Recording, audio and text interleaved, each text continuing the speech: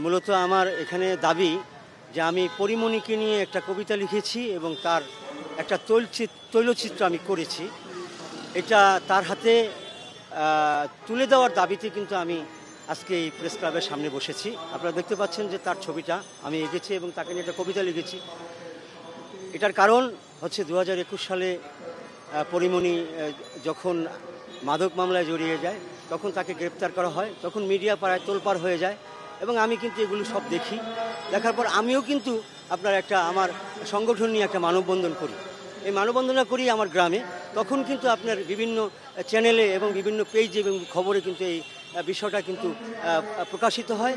পরে আমার আবেগ কাজ করে যে আমি তো ছবি আঁকতে পারি, আমি রং তুলি দিয়ে আমি পরিমণির ছবি আঁকি এবং তাকে নিয়ে একটা কবিতা লিখি এবং আমার লেখা অনেক বই রয়েছে বাজারে।